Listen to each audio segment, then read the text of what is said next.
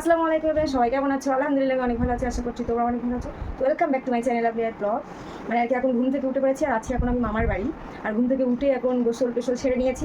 আজকে হলো মামার মেয়ের ছেলের মুখে ভাত, হ্যাঁ, সেই সাথে ওর বড় ছেলের বার্থডে। তো সেই ক্ষেত্রে মামার মেয়ের বাড়ির নিমন্ত্রণ, আর মামার বাড়ি মামার মেয়ের বাড়ি একই জায়গায়। তো আছি মামার বাড়ি আর এখন উঠে গেছি, এখন গুছিয়েও নিয়েছি। আর রাতে পাপা এখন চলে আসবে, সবাই মিলে যাবো খেতে।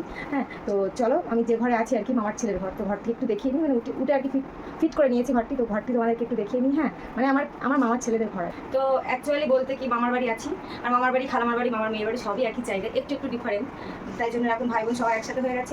এখন রেডি মানে পাশেই বাড়ি, যেহেতু এমনি রেডি না, জাস্ট আমি রেডি, মানে কাজ কাম কমপ্লিট, গোসল করা সব কিছু। তো আমার মামার ছেলেদের তো মোটামুটি তোমরা সবাই দেখেছো টুকটাক। তো মামার ছেলের বাড়ি নেই, যেহেতু মাদ্রাসা আছে, মামার ছেলের ঘরে এখন আমি আছি মামার বাড়ি এসে। যাই হোক, আর পেছনটা দেখতে পাচ্ছ সব টপ এক ধরনের বলতে পারো, সব সম্মানপত্র মামার ছেলেদের। হ্যাঁ, দেখ পুরোপুরি তোমাদেরকে দেখাচ্ছি, তো ভিডিওটি কন্টিনিউ করতে থাকবে। তো এখানে দেখো অনেক কিছুই আছে, সব সম্মানপত্র, প্রাইজ, এই সমস্ত তোমাদের কিছু কিছু দেখায়। এই দেখো, এটা হলো আমার আমার নানার নাম রূপচাঁদ সাহেব, শ্রদ্ধেয় জনাব আলহাজ রূপচাঁদ সাহেব। হ্যাঁ, নানার মাদ্রাসার সেক্রেটারি আমার নানা, তো এটা হলো নানার। আর এটা হলো সাদিয়া, আমাদের সাদিয়াকে তো তোমরা সবাই চেনো, সাদিয়া খাতুন, দ্বিতীয় বর্ষ। আমি বুঝতে পারছি না ঠিকঠাক লেখা যাবে, এই যে সাদিয়ার ট্রফি। আর এখানে আছে, এটা সাদিয়া, সব কিছু সাদিয়ার। আর এখানে এটা সাদিয়া, সব কিছু কিন্তু মাদ্রাসা থেকে পাওয়া, মানে ব্রিলিয়ান্ট স্টুডেন্ট সব বলতে পারো সবাই। যাই হোক, আর এদিকটায় তো দেখতেই পাচ্ছ, ওখানে আছে আমার মামার ছেলেদের সব কিছু।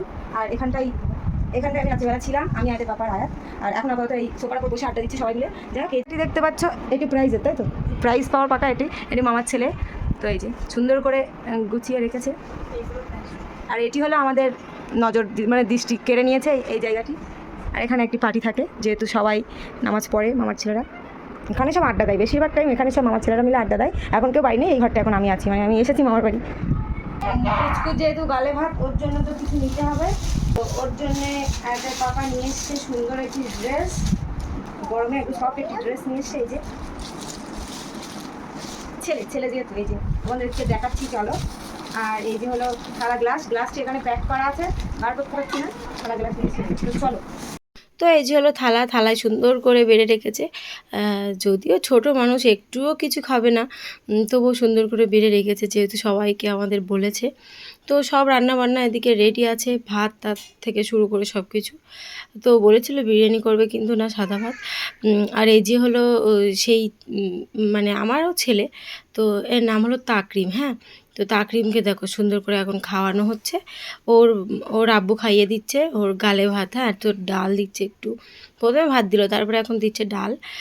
তো ওর তো ঝাল লেগে গেছে, ছোটো মানুষ, কোনো দিন অভ্যাস না, প্রথম গালে দিয়েছে। তো তারপরে একটু তরকারির ঝোল দিচ্ছে। আর কি অবস্থা ওর, দেখতেই পাচ্ছ, ওর পানি খেয়ে একেবারে নাজেহাল হয়ে যাচ্ছে।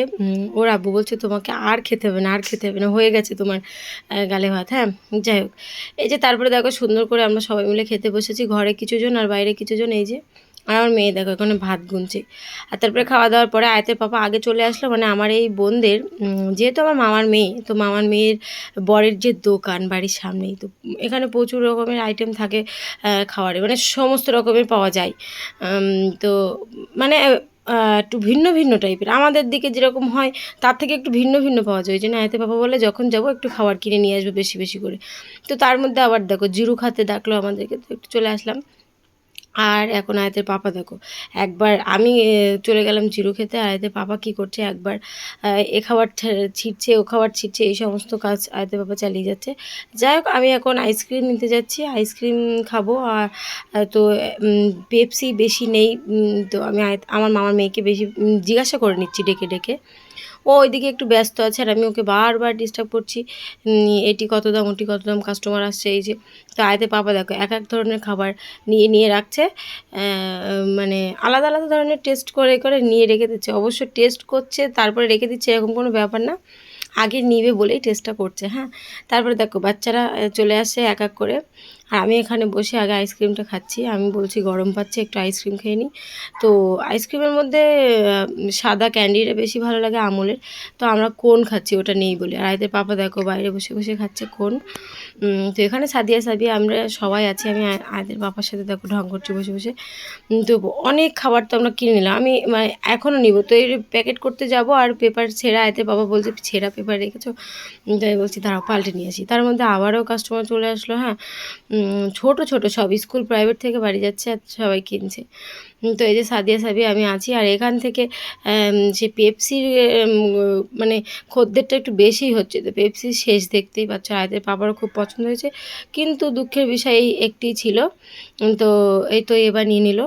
যাই হোক, এবার আমাদের খাবার মানে গুনে গুনে প্যাকেটে পোড়া হবে কতটা আমরা নিয়েছি। এগুলো তো এখন খাওয়া সম্ভব না, যেগুলি খাবো সেগুলো খাবো, আর এগুলো ব্যাগে থাকবে। তো আমি দেখো বেশিরভাগ চাটনির আইটেম নিয়েছি, আমার বেশ ভালো লাগে, তো গুনে গুনে নিচ্ছি।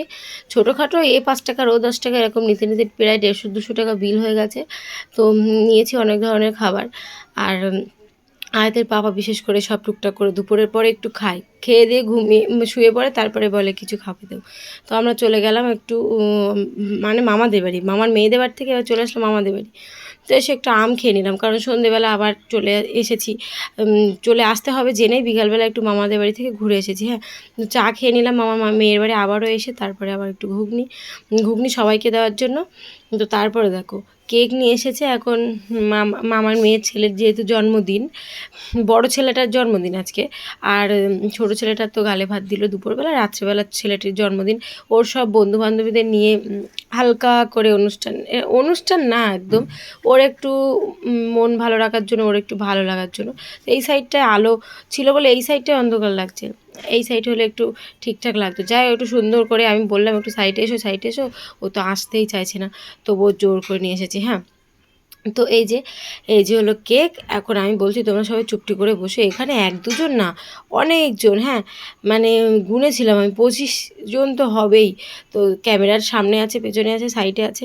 তো আমি বললাম কেউ কথা বলবে না, কেউ জ্বালাতন করবে না, আমি সবাইকে দেবো। তো আমি একবার উঠছে একবার নামছে, ওখানে জায়গা পাওয়া যাচ্ছে না। তো আমি চলে গেলাম মামার মেয়ের কাছে, আবারও ছুরিটা ওখানে পড়ে গিয়েছিল, তো সেটি আনতে গেলাম। হ্যাঁ, আমি বললাম সবাইকে ঘুগনি তো মাস্ট, আর কেক একটু একটু করে সবাইকে দিব, চিন্তার কোনো কারণ নেই। তো আমি বসে বললাম আর বুঝিয়ে বুঝিয়ে বলছি সবাইকে যাতে করে জ্বালাতন না করে। তো এদের কি অবস্থা, সবাইকে একদম সবাই আর আমি তো ওন্না মুড়ি দিয়ে কেকটির উপরে ঝাঁপিয়ে পড়েছি যাতে করে কেকটি নষ্ট না হয়, সবাই একটু একটু করে তো খেতে হবে। হ্যাঁ, তো আনন্দ করলো সবাই মিলে। আর ক্যামেরার পেছনে তো অনেক লোক আছে, ক্যামেরার মধ্যে আমি যে যতটুকু দেখানো যায় দেখালাম। হ্যাঁ, তো এই যে এদেরকে সবাইকে ঘুগনি দেওয়া হয়ে গেছে, এখন এদের সবাইকে একটু একটু করে কেক দিচ্ছি। আর কেক দেওয়ার পরেই আর কি খাওয়া দাওয়া করে নিলাম, আয়তে পাপা আর আমি এক থালায় খেয়ে নিলাম। তো চলো, ব্লগটি এই পর্যন্ত, ভালো লাগলে লাইক কমেন্ট শেয়ার সাবস্ক্রাইব করতে ভুলো না। আল্লাহ হাফেজ।